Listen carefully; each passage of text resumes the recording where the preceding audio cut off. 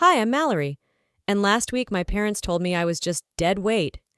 Right before handing me an envelope that said I was no longer needed at the company I helped build. They called it retirement. I called it a quiet betrayal. It started with an email I was suddenly left out of. But the silence? That was just the beginning. Have you ever felt erased in a room you once belonged to? Let me know. Tuesday mornings always carried a stillness I used to enjoy, before the quiet turned cold. I arrived early, like always. The parking lot was still shadowed in winter gray, and the building hadn't warmed up yet. I carried 2 trays of coffee, balancing them carefully so Kirsten's chai wouldn't spill. I liked starting my week by giving people something warm to hold. It reminded me I was still part of something. She thanked me softly as I passed by her desk in the finance wing. We exchanged small updates, nothing deep, but when I mentioned the upcoming Thursday budget meeting, her face flickered. She blinked, swallowed, and said, "Oh, I thought you were off this week." "Off?" I laughed. "Not unless someone gave me permission to be." She shrugged, almost apologetic. "Maybe check your inbox." So I did. The thread was there, Thursday's budget review, but my name wasn't on it, not CC'd, not BCC'd, just gone. I blinked once, then again. It felt like stepping into your home and realizing the photos on the wall were rearranged without you. At first I thought it was a mistake, something small, nothing worth bringing up. My fingers hovered over the keyboard, then dropped to my lap. I took a slow breath and forced a smile. I walked down the hallway to IT. The lights overhead buzzed like they always did. I tried to sound casual. "Hey, quick thing. Just wondering if I got dropped from the finance loop. Haven't seen this week's budget prep." The guy at the desk, Connor, I think, froze for a beat too long. He clicked around, then adjusted his glasses. "Oh, yeah. Looks like your account is showing up as guest access. Might have been part of the recent system cleanup. Just a back-end thing." I tilted my head. "Guest access?" He nodded. "You still have viewing rights, of course. You're still in the system. But not of it." "Got it," I said. "Thanks." I walked away before he had a chance to apologize for something he couldn't name. Back at my desk, everything looked the same. The corkboard still had the same pinned notes. The plant on the windowsill leaned toward the sun. My coffee was still hot, untouched, but something had shifted. My access was intact, but my presence had been filtered. I stared at my monitor. The toolbar glowed. I moved my mouse through the tabs like a ghost. The same systems they now ran, reporting structures, formulas, budget forecast flows, I designed those. Years ago, when we were short-staffed and my father still showed up every other Monday just to be around the team, I stayed late to map those spreadsheets. I trained half the staff. Some still used my old template. But now, my login barely had permission to edit a PowerPoint. By lunchtime, I was quiet enough to blend in. I sat at the edge of the break room, nibbling at my sandwich while Kirsten and Andy chatted 2 tables away. They were careful not to speak too loud, but I caught phrases. Workflow overhaul, streamlined org chart, Lorelai's restructuring vision. Andy made a joke, something about how Mallory might be on a sabbatical without knowing it. Kirsten hushed him, then looked around. I met her eyes for a second before looking back at my sandwich. When someone asked if I was taking time off, I smiled and said, "Maybe I've become invisible, or maybe I'm just the ghost of finance past." They laughed, gently. I didn't. At 5:12, when the building had gone quiet again, I stood and opened the old filing cabinet I hadn't touched in months. The metal creaked, like it remembered me. Inside, I found the folder I'd labeled myself, Q4 Restructure Contingency Scenarios. My handwriting was neat, initials in the corner, yellow tabs still where I left them. I ran my fingers across the label, slowly. If they think I'm stepping out quietly, they haven't read the last page. By Thursday morning, I had stopped expecting the cold to come from the outside. The boardroom was brighter than usual. The new bulbs Lorelai insisted on installing gave everything a hospital glow, too sterile to feel like work, too white to feel like memory. I stepped inside and paused. My chair, the worn dark leather one I'd used for over a decade, was gone. In its place was a low plastic chair, white, slippery, barely reached the edge of the table. I looked around. Nobody looked back. Lorelei was already seated across the table, laughing over something Benji had said. Her hair was styled differently, slicked back this time, like power was something she could wear. She didn't acknowledge me, neither did the others. I sat down. My knees were higher than the table. My notebook slipped once. I didn't pick it up. No one said a word. The meeting began. I adjusted in my seat, trying to catch a comfortable position that didn't exist. Lorelei walked the team through new frameworks for operational clarity. She used phrases like agile structure and adaptive teams. She gestured at a chart that made no actual sense. Then she smiled. "Let's keep this table lean," she said. "Too many seats kill momentum." Someone chuckled. I didn't. No one looked at me, not even Kirsten. I stopped taking notes halfway through. My wrist had begun to ache from the awkward angle, and my back throbbed in protest. I tried not to fidget. I didn't speak. The meeting ended. People clapped. I didn't. At lunch, I walked outside and around the side of the building. The loading dock was always a mess of boxes, maintenance carts, and janitor bins, but today, it was chairs. I recognized mine immediately. The left arm was cracked, years ago from leaning too hard during budget season. The leather had a crease from where my elbows used to press. The seat was molded to me in ways only time could shape. A large orange sticker was slapped across the back. "Obsolete, remove." I stared at it. My initials were still scratched underneath in permanent marker. MS, I didn't touch it. The janitor came by and gave me a sheepish smile. "Management said to clear space. Didn't know it was yours. Sorry." I nodded and walked away. Back upstairs, I sat in the plastic chair again. My spine curled forward. Everything in my body bent toward something small, contained, palatable. I remembered the day I picked that old chair, with my father years ago. "Pick something that fits your back," he'd said, "not just your rank." He'd laughed at his own joke. I hadn't understood it back then. But I did now. That chair held my weight through every crisis. Through nights when I slept in the office just to make payroll. Through layoffs I couldn't stop and quarterly calls that drained me dry. It was never about the leather. It was about the fact that no one ever had to ask where I sat. Because everyone knew. And now it was trash. At 4:47 p.m., I opened my desk drawer and pulled out a blank notepad. The paper was smooth, unused, unbent, still perfect. In large, steady letters I wrote, "Don't mistake silence for safety."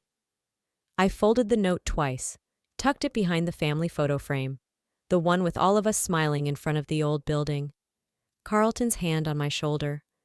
Lorelei's grin wide, but not yet sharp. If they can toss out what built the place, they'll come for who did it next. Monday mornings used to begin with fresh spreadsheets and black coffee. Today it began with whispers.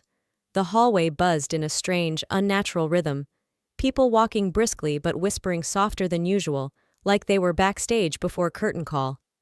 I stepped inside and immediately noticed the change. Everyone was dressed sharper, a little more tailored. The interns wore suits they usually reserved for networking events.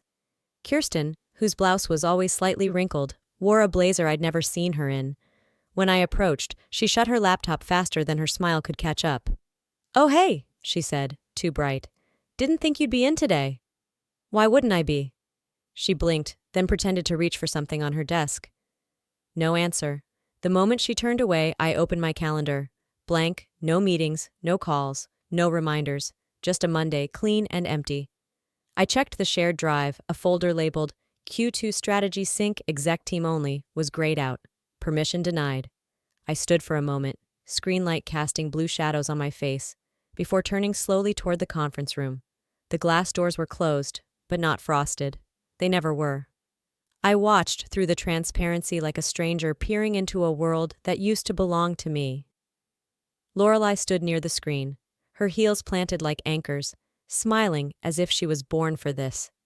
Benji stood next to her, sleek navy blazer, clicker in hand, speaking confidently through slides I knew by heart, because they were mine, my formatting, my layout, my voice in every bullet point. He flipped to the financial projection chart and explained quarterly burn rates like he'd built the foundation. I could tell by the colors and column spacing. This was the Q2 budget I spent 6 weeks building last year during the worst of our supply chain crisis. And now it was his. And she nodded at him with the kind of admiration I hadn't seen from her since college. I didn't walk in. I turned, walked straight to the break room. No one followed. The only sound was the hum of the vending machine. At the sink, I turned on the faucet and let the water run over my hands long after they were clean. Steam curled upward, fogging the edge of the mirror behind the steel spout. My reflection bent in the metal like I'd been split in two. One version of me still belonged here. The other had already been erased. This wasn't just a snub. It wasn't an oversight. This was deliberate. "This isn't erasure," I whispered. "It's theft." And yet, no one else seemed to notice anything was missing. I thought back to the last time I led a strategy session in that same room. I'd worn navy. Carlton had sat in the back, nodding with every key point. Deborah had smiled and said my roadmap made her proud. Lorelei hadn't even shown up. "Traveling," she had texted. How quickly they'd rewritten history. I returned to my desk and opened the drawer that still stuck a little on the left. Inside was a small thumb drive, labeled in blue ink, "Budget History, Signed Originals." I plugged it in.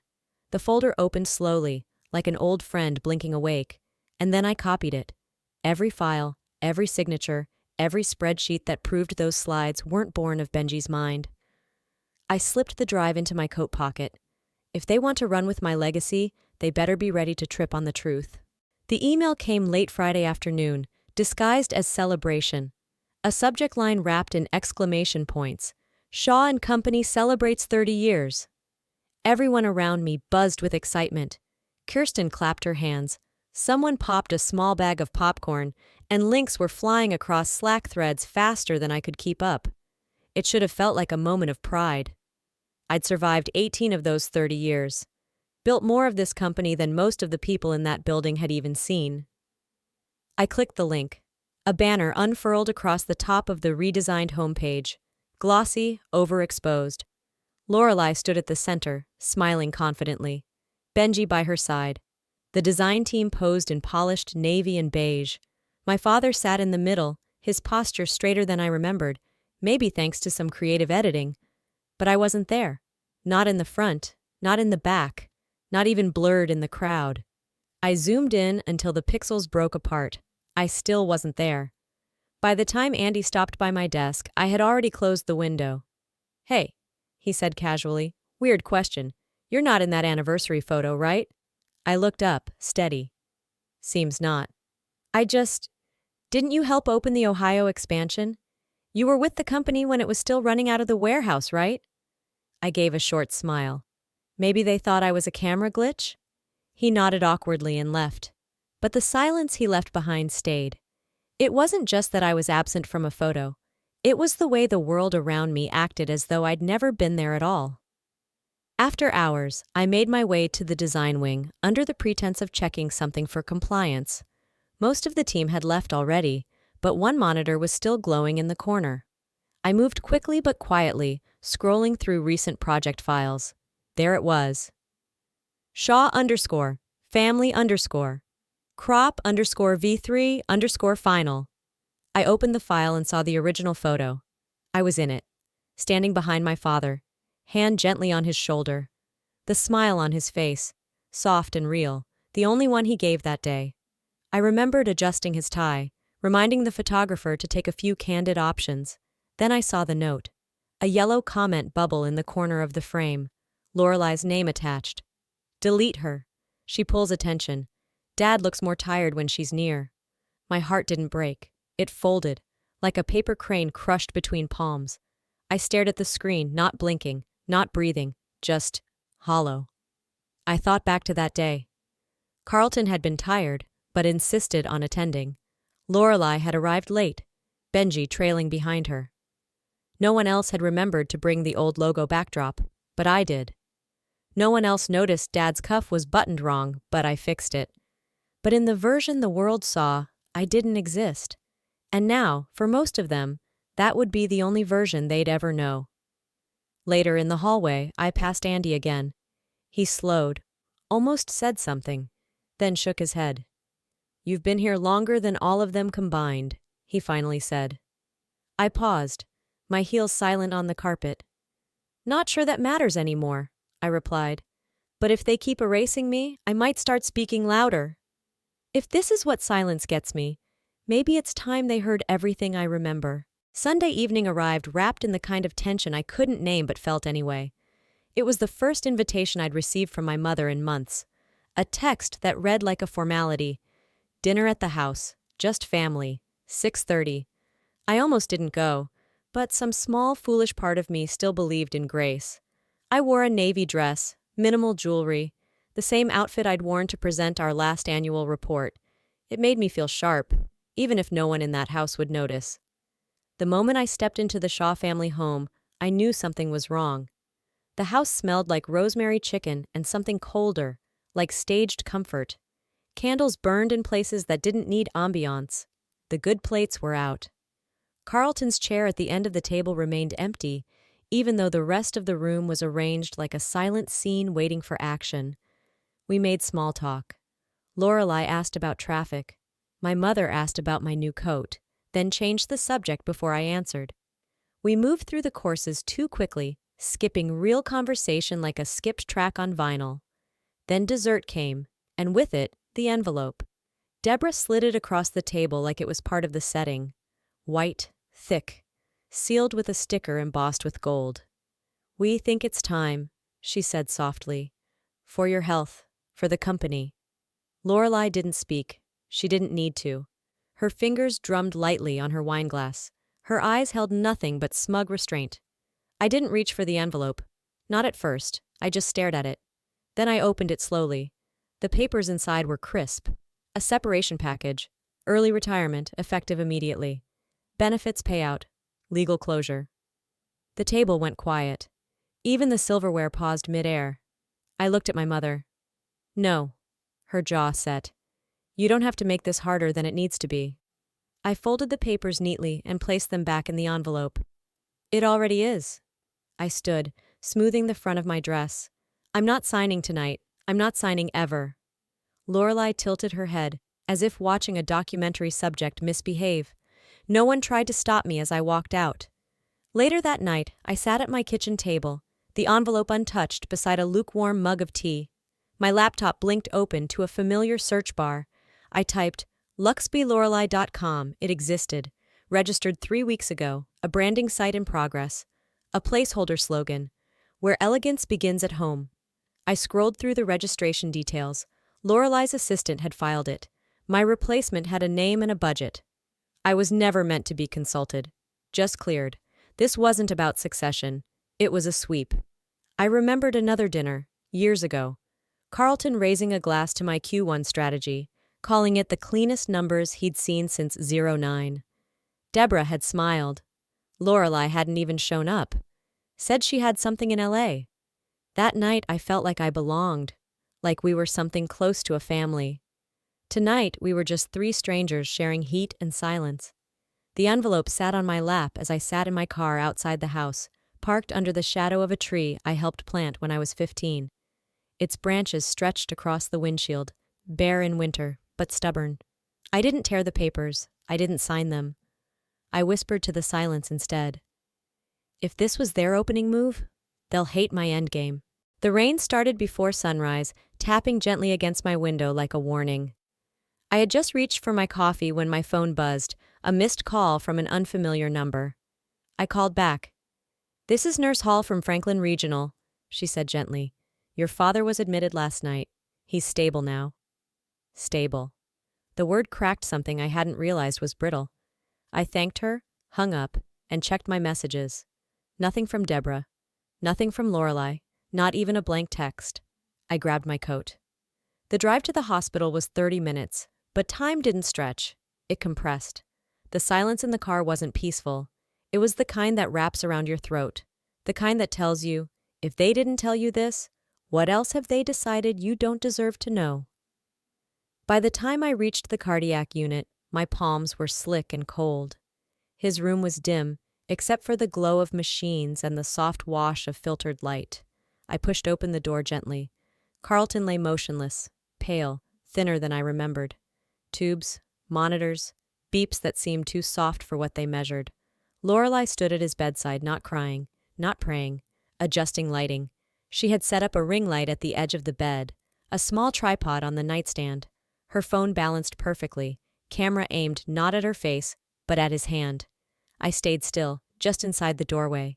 She pressed record, smiled, lowered her voice into something soft and soulful. Even in pain, she whispered, we find peace. Hashtag, pause. Hash family strength. Hash legacy. She adjusted the frame to catch his hand, still and cold beneath the linen. I didn't move. It took longer than it should have for her to notice me. When she did, she didn't flinch. I'm making sure people understand the weight of what we're facing, she said. Is that what he is now? I asked quietly. A background prop?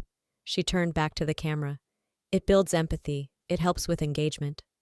I stepped fully into the room. The monitors beeped on, steady and dispassionate. He built this company with his hands, I said, not hashtags. She looked at me, the way you look at a noise in the attic, curious, but not concerned. Deborah entered then, heels clicking too loud for a hospital. What is this? She hissed. Your daughter's marketing your father, I said, pointing at the setup. Lorelei crossed her arms. This isn't the time for your personal crusades. Deborah sighed, her tone sharp. We've all handled this in our own ways. I almost laughed. Outside, I stood in the hallway. The hospital air tasted like filtered sorrow. Years ago, during his first collapse, I had been the one to find him. He was in his study, slumped forward on tax statements. I'd called Lorelei 3 times. She didn't answer until the next day. Deborah told me I was overreacting. He'll be fine, she'd said. You always worry too much. But I had stayed then. I stayed through rehab visits and dietary shifts, through insurance battles and medication schedules. I'd been family in every sense of the word. Now I wasn't even an emergency contact. Later that evening, I unlocked the drawer in my apartment that I hadn't opened in months. Inside, beneath old receipts and 2 unfiled tax folders, was a sealed envelope.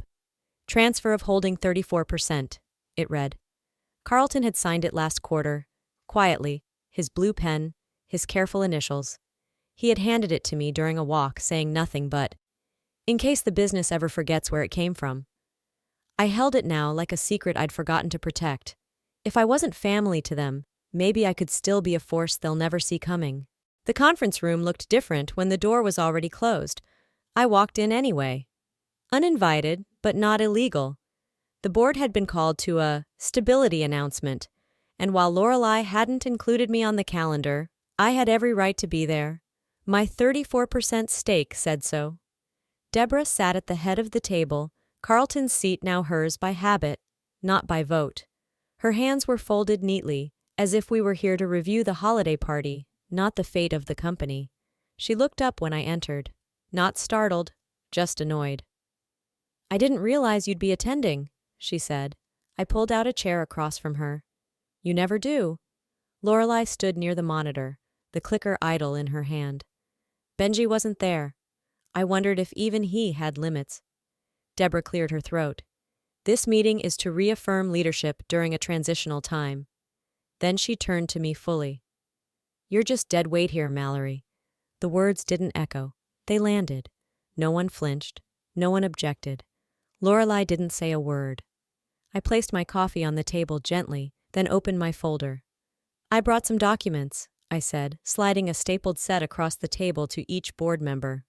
A financial trail from the past fiscal year, including 3 flagged transactions. Deborah didn't touch her copy. One of the board members, Mr. Delaney, adjusted his glasses. This looks like a dormant account was used? I nodded. My old bank account. Closed 3 years ago. Reactivated briefly for a transfer to the Low-X branding initiative. Silence. I know you needed my signature, Lorelei, I said. You forged around it.